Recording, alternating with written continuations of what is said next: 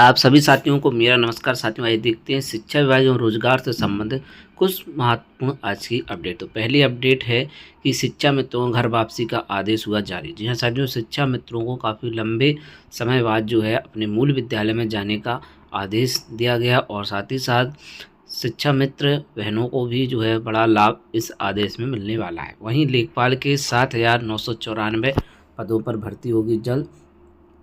वहीं railway group D में एक बड़ा बदलाव करते हुए 10th पास कर सकेंगे रेलवे ग्रुप डी भर्ती के लिए आवेदन। वहीं डीएलएड पहले चरण में 8,865 सीटें हुई आवंटित। जी हाँ साथियों, डीएलएड में जो है इस समय काउंसलिंग चल रही है और 8,865 सीटें आवंटित हुई हैं। वहीं यूपी पुलिस भर्ती में जो है डीबी चल रहा है, उसकी कुछ डेटें चेंज हुई हैं। वहीं यूपी स्कॉलरशिप एवं अन्य महत्वपूर्ण खबरें जो है आज की इस वीडियो में रहने वाली है। तो चलिए शुरू करते हैं इस वीडियो को। भर्ती में पूछे जाएंगे 150 वस्तुनिष्ठ प्रश्न। उत्तर प्रदेश लोक सेवा आयोग ने राजकीय आयुर्वेदिक महाविद्यालयों एवं चिकित्सालयों में प्रवक्ता भर्ती की स्क्रीन परीक्षा का प्रारूप शुक्रवार जारी कर दिया है। विषयवार पाठ्यक्रम भी वेबसाइट पर जारी कर दिया गया। परीक्षा कार्यक्रम जल्द घोषित किया जाएगा। आयोग की ओर से 2023 में विज्ञापन जारी कर कुल 12 विषयों में प्रवक्ता 127 पदों के लिए भर्ती प्रक्रिया शुरू की गई थी। आयोग ने स्क्रीन परीक्षा कराने का निर्णय लिया गया, जिसका प्रारूप भी जारी कर दिया है। आयोग की ओर से जारी प्रारूप के अनुसार प्रश्न पत्र में वस्तुएं आधारित कुल 150 प्रश्न होंगे। इनमें से खंड आ में 30 प्रश्न सामान्य दिन के, वहीं खंड खा में 120 सवाल संबंधित विषय के होंगे।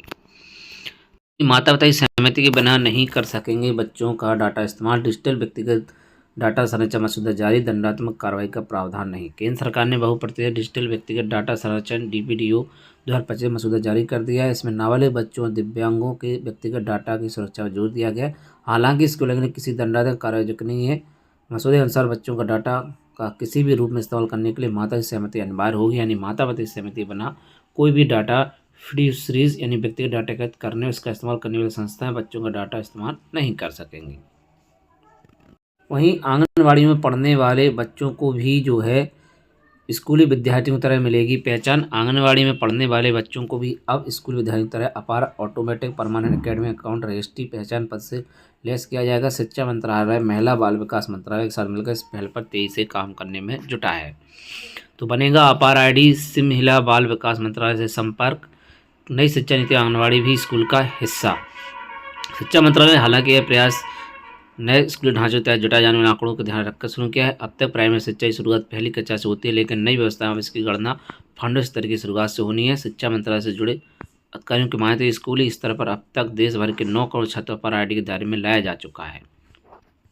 उत्तर प्रदेश सरकार ने उत्तर प्रदेश पुलिस भर्ती प्रोन्नति बोर्ड के द्वारा सीधी भर्ती जो 2023 में है अभिलेखों की समीक्षा शारीरिक मानक परीक्षा डीबीपीएसटी जनपद प्रयागराज की डीबीपीएसटी केंद्र में डीबीपीएसटी दिनांक 28, 29 और 30 1 के 25 में परिवर्तन की सूचना जारी की है।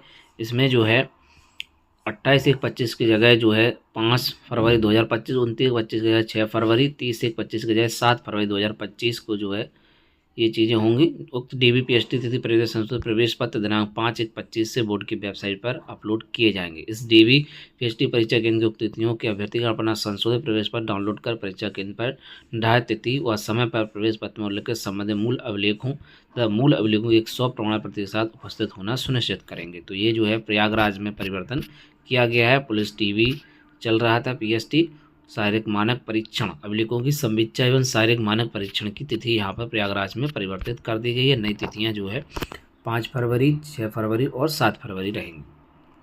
वहीं उम्र घटाकर सिपाही बनने का किया प्रयास, गिरफ्तार पीएससी के आरक्षी ने सिपाही बनने का किया फर्जीवाड़ा। गोरखपुर यूपी पुलिस में कांस्टेबल भर्ती के लिए बिहार के युवक ने अपनी उम्र 7 फर्जीवाड़ा किया। इसने हाईस्कूल इंटर की दूसरी मार्कशीट लगाकर अपनी उम्र 12 साल घटाकर लिखित परीक्षा पास कर ली थी, लेकिन शाही दस्तावेज पहले दस्तावेज जांच में उसका फर्जीवाड़ा पकड़ा गया। कैंट पुलिस केस दर्ज कर आरोपी को गिरफ्तार कर लिया। शुक्रवार उसे कोर्ट में पेश किया, जहाँ उसे जेल भेज दिया गया। दरअसल पुलिस में आरक्षी नागरिक पुलिस भर्ती में लिखित परीक्षा पास करने वाले अभ्यर्थियों की शारीरिक दक्षता परीक्षा और मार्कशीट सहित अन्य दस्तावेजों का सत्यापन चल रहा है। गोरखपुर पुलिस लाइन में अपने दस्तावेजों को सत्यापन कराने आया बिहार भोजपुर के हरदिया गांव का कुछ कुमार केवीआईसी के दौरान पकड़ा गया। पीएससी के आरक्षी ने सिपाही बनने का किया फर्जीवाड़ा। उत्तर प्रदेश पुलिस में भर्ती होने के लिए फर्जीवाड़ा करना एक पीएससी का आरक्षी भारी पड़ गया। सूबे पुलिस लाइन ऐच्छिक प्रमाण पत्र जांच के दौरान एक मुन्ना भाई पकड़ा गया। पुलिस ने आरोपी पीएससी के आरक्षी को गिरफ्तार किया। इसके साथ ही उसका सहयोग करने वाले उसके 3 साथियों पुलिस ने धर दबोचा। उत्तर प्रदेश पुलिस भर्ती के लिए सूरजपुर स्थित पुलिस लाइन में शैक्षणिक प्रमाण पत्र की जाँच चल रही है। वहीं शिक्षा मित्रों को मिला घर और आसपास वापसी का तोहफा, मूल विद्यालय स्थानांतरण का शासनादेश जारी, जहां है वहां रहने का भी विकल्प, महिलाओं को ससुराल जाने का मौका। प्रदेश के परिषदीय विद्यालयों में तैनात शिक्षा मित्रों को नए साल का तोहफा मिला है। शिक्षा मित्रों उनके घर या आसपास का रास्ता साफ हो गया। शासन ने शिक्षा मित्रों के मूल विद्यालय पहली तैनाती स्थल वापसी का शासनादेश जारी कर दिया है। इसके अलावा सभी शिक्षा मित्र अपने वर्तमान कार्य विद्यालय रहने का भी विकल्प रहेगा। प्रदेश के 1,42,000 शिक्षक लंबे समय मूल विद्यालय वापसी का मानदेय वृद्धि मांग कर रहे थे। पिछले दिनों आंदोलन के बाद शासन ने इस पर सकारात्मक कार्रवाई की। अमर उजाला ने भी समस्या को प्रमुखता से उठाया था। इसके संज्ञान लेते हुए शासन ने शुक्रवार को शिक्षा मित्रों के स्थान समायोजन का आदेश जारी कर दिया है। शिक्षा विभाग के सचिव डॉक्टर M.K. सुंदरम के अनुसार पूर्व शिक्षा मित्रों अविवाहित शिक्षा मित्र अपने वर्तमान विद्यालय में रहने, मूल विद्यालय जाने, मूल विद्यालय में पद खाली न होने पर उक्त ग्राम सभा, ग्राम पंचायत वार्ड में चल रहे विद्यालय में खाली शिक्षा में पद पर विकल्प लेकर तैनाती दी जाएगी। 30 से 40,000 शिक्षा मित्रों को इससे लाभ मिलना तय है। जहाँ तक कि पहले तैनाती उनके जिले में थी, वहीं महिला शिक्षक में वर्तमान में कार्य विद्यालय तैनात रहने, मूल विद्यालय जाने, उसी या दूसरे जिले में पति के घर, पति के निवास प्रमाण पत्र के आधार पर ग्राम सभा, पंचायत वार्ड में परिषदीय विद्यालय में खाली शिक्षक पद पर तैनाती का विकल्प दिया जाएगा। जो शिक्षक अपने वर्तमान में कार्य विद्यालय में काम करना विकल्प देते हैं, ऐसे किसी कार्रवाई की आवश्यकता नहीं होगी। डीएम की अध्यक्षता वाली समिति जो है इस पूरी प्रक्रिया को कराएगी। तो प्रदेश के पशु विद्यालय में वर्तमान में 1,42,000 शिक्षा में तैनात हैं। जुलाई 18 में इनको शासन की ओर से मूल विद्यालय आपसे अवसर दिया गया था। उस समय 20 से 25,000 शिक्षा में छूट गए थे। तब से अब तक कई महिला शिक्षा मित्रों की शादी हो चुकी है। ऐसे में इस बार लगभग 30 से 40,000 शिक्षा मित्रों इसका लाभ मिलेगा। ज़्यादातर की पहला तैनाती उनके जिले में थी। प्रदेश के परिषद विद्यालय में सितंबर 1 से 2010 के बीच में लगभग 1,72,000 शिक्षक तैनाती की गई थी। इसमें अधिकतर शिक्षा मित्रों पहले तैनाती उनके जिले में ही की गई थी। ऐसे मूल विद्यालय सेवा मिलने का मतलब शिक्षा अपने जिले में ही अब नौकरी कर सकें। तो शिक्षा मित्रों को मिला घर और आसपास वापसी करने का तोहफा। वहीं लेखपाल के 7,994 पदों पर भर्ती का विज्ञापन जल्द। नए वर्ष में युवाओं के लिए रोजगार का पिटारा खुलेगा। लेखपाल के लिए 7,994 पदों पर भर्ती के लिए इसी महीने विज्ञापन जारी किया जाएगा। प्रारंभिक अर्थक परीक्षा PET 2025 के आयोजन की भी तैयारियां तेज की जाएंगी। शुक्रवार को उत्तर प्रदेश अधीनस्थ सेवा चयन आयोग के नए अध्यक्ष SN सावत ने कार्यभार संभाल लिया है। सावत DG CVCID के पद से बीते 31 दिसंबर को ही रिटायर हुए। नई जिम्मेदारी संभालते उन्होंने आयोग के कार्यालय निरीक्षण किया। UPSSC के अधिकारियों के साथ बैठक कर आगे होने वाली भर्ती परीक्षाओं जिन पदों के लिए विज्ञापन जारी होना है उनकी जानकारी भी ली।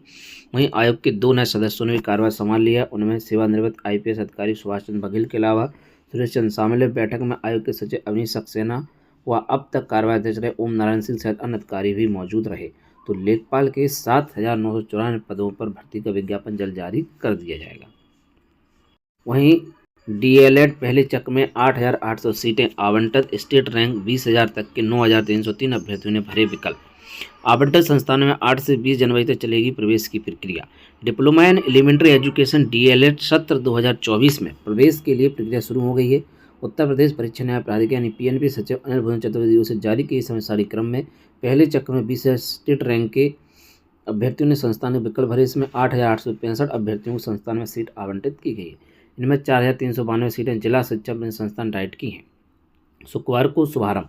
प्रदेश के सभी डाइट एवं निजी DLED संस्थानों कुल 2,26,475 सीटों में स्थापित मेरिट क्रम में सीट आवंटन की प्रक्रिया शुक्रवार से शुरू हो गई है। इसमें डाइट की भी 10,600 सीटें सम्मिलित हैं। प्रवेश के लिए 3,50,769 अभ्यर्थियों ने ऑनलाइन आवेदन किए थे। इसके बाद PNP की ओर से स्टेट रैंक जारी कर पहले चक्र में 20,000 तक रैंक वाले अभ्यर्थियों से 30 दिसंबर से 2 जनवरी तक संस्थान विकल्प लिया गया था। इसके बाद विकल्प भरने वाले अभ्यर्थियों को शुक्रवार को संस्थान आवंटित किए गए। ये अभ्यर्थी आवंटन संस्थान में 8 से 20 जनवरी मध्य अवधि की जांच प्रवेश प्रक्रिया पूरी कर सकेंगे। इसी के साथ दूसरे चक्र में 20,001 से 1 लाख रैंक वाले अभ्यर्थियों द्वारा संस्थान विकल्प भरने की प्रक्रिया शुरू हो गई है, जो 8 जनवरी तक चलेगी। इन्हें विकल्प भरे जाने क्रम में 9 जनवरी संस्थान आवंटित किए जाएंगे। इसके बाद 9 जनवरी से 1,01,000 से 2,40,000 तक रैंक वाले अभ्यर्थी 14 जनवरी तक संस्थान विकल्प भर सकेंगे। इसमें वह अभ्यर्थी भी सम्मिलित हो सके जिन्हें पूर्व की तिथियों मेरिट क्रम में विकल्प न भर पाने के कारण संस्थान आवंटित न हुआ हो। संस्थान आवंटन के साथ ही सभी को प्रवेश प्रक्रिया 20 जनवरी तक पूर्ण करनी होगी। तो इस समय जो है DLED 2024 में जो है काउंसलिंग की प्रक्रिया चल रही है, सीट बुकिंग हो रही है। तो 20,000 स्टेट रैंक तक के अभ्यर्थियों को जो है संस्थान आवंटित कर दिए गए हैं। वहीं 10वीं पास भी कर सकेंगे रेलवे की ग्रुप D नौकरियों का आवेदन। रेलवे बोर्ड ने लेवल फर्स्ट की भर्ती के मानक के शिथिल, अनिवार्य नहीं होगा ITI डिप्लोमा, निर्देश जारी। अब 10वीं पास युवाओं को भी रेलवे नौकरी का मौका मिलेगा। बिना डिप्लोमा वाले 10वीं पास युवाओं को रेलवे रोजगार के अवसर देने के लिए रेल बोर्ड ने लेवल फर्स्ट पर पदों की न्यूनतम शैक्षिक योग्यता मानदंड छूट दी है। लेवल फर्स्ट के पहले ग्रुप डी कहा जाता था, बोर्ड ने हाल ही में इसका नाम लेवल 1 कर दिया है। नए मानदंड अनुसार अब 10वीं पास अभ्यर्थी लेवल फर्स्ट की परीक्षा के लिए आवेदन कर सकेंगे। लेवल फर्स्ट नौकरी के उम्मीदवारों के लिए ITI डिप्लोमा अब अनिवार्य नहीं होगा। इससे पहले तकनीकी विभागों को आवेदन करने के लिए कक्षा 10वीं पास होना संग ही राष्ट्रीय व्यवसायिक प्रशिक्षण परिषद NCVT द्वारा दिया गया राष्ट्रीय शिक्षुता प्रमाण पत्र NAC या ITI डिप्लोमा अनिवार्य था। बिना NAC या ITI डिप्लोमा वाले उम्मीदवार आवेदन नहीं कर सकते थे। रेल बोर्ड की ओर से सभी रेलवे जोनों को 2 जनवरी को भेजे गए लिखे संदेश में कहा गया है, इस मुद्दे की समीक्षा के बाद पहले के निर्देश में बदलाव का निर्णय लिया गया है। पत्र में लिखा गया है, बोर्ड ने निर्णय लिया है लेवल फर्स्ट पदों के लिए भविष्य की सभी भर्तियों की न्यूनतम शैक्षिक योग्यता 10वीं पास या ITI या समकक्ष या NAC होगी। लेवल फर्स्ट पदों में विभिन्न विभागों के सहायक पॉइंट ट्रैक मैनेजमेंट के पद शामिल है। रेलवे भर्ती बोर्ड ने हाल ही में लेवल फर्स्ट पर लगभग 32,000 उम्मीदवार भर्ती के लिए अधिसूचना जारी की है, जिसके लिए आवेदन प्रक्रिया 23 जनवरी से 22 फरवरी तक चलेगी। तो ये काफ़ी बड़ा बदलाव है। अब टेक्निकल में भी जो है 10वीं पास अभ्यर्थी जो है आवेदन कर सकेंगे। तो ग्रुप डी की नौकरियों के लिए आवेदन करना अब आसान हो जाएगा। वहीं 18 से नीचे के बच्चों के पेरेंट्स की अनुमति से बना पाएंगे social media account. Digital personal data protection rules का ड्राफ्ट जारी। 18 फरवरी 2025 तक आम जनता ड्राफ्ट पर दे सकेगी फीडबैक। तो सरकार ने जो है डिजिटल पर्सनल डाटा प्रोटेक्शन नियमों का ड्राफ्ट जारी कर दिया है। इसमें नियमों के उल्लंघन के लिए किसी दंडात्मक कार्रवाई को उल्लेख नहीं है। ड्राफ्ट नियमों को सार्वजनिक परामर्श के लिए जारी किया गया। 18 फरवरी के बाद अंतिम नियम बनने के लिए मसौदे पर विचार किया जाएगा। वहीं 8वीं तक के स्कूल 11 तक बंद। लखनऊ पूरे उत्तर भारत में शीतलहर का प्रकोप जारी है। मौसम विभाग ने सर्दी और कोहरे को लेकर अलर्ट जारी किया है। राजधानी लखनऊ में भी कड़ाके की सर्दी से जारी है। सुबह 5 बजे तापमान 6.6 डिग्री दर्ज किया गया था। सर्दी देखते हुए DM सूर्यपाल गंगवार ने कक्षा 8 तक के सभी स्कूलों को 11 बजे तक बंद करने का आदेश दिया है।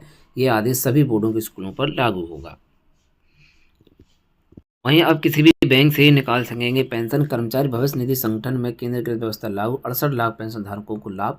कर्मचारी भविष्य निधि संगठन EPFO के पेंशन भोगी अब किसी भी बैंक से पेंशन निकाल सकेंगे।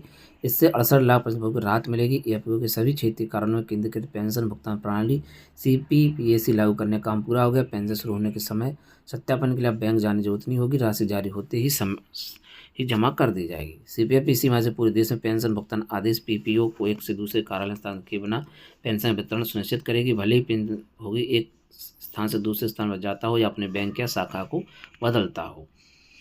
तो सैम मंत्रालय ने कहा है कि CPPAC मौजूदा पेंशन वितरण प्रणाली में आदेश बदलाव है। इसमें EPFO का हर क्षेत्रीय कार्यालय से 3 से 4 बैंक समझौते करेगा। इससे उन पेंशन को राहत मिलेगी जो सेवानिवृत्ति के बाद गृह नगर चले जाते हैं। साथियों, आज की प्रमुख अपडेट में बस इतना ही। ऐसे ही अन्य अपडेट के लिए आप शिक्षा विभाग यूट्यूब चैनल को सब्सक्राइब कर लें। साथ ही साथ आप हमसे व्हाट्सएप ग्रुप, फेसबुक और टेलीग्राम ग्रुप के माध्यम से भी जुड़ सकते हैं। तो साथियों, मिलते हैं किसी नेक्स्ट वीडियो में और नए अपडेट के साथ, नई जानकारी के साथ। जय हिंद।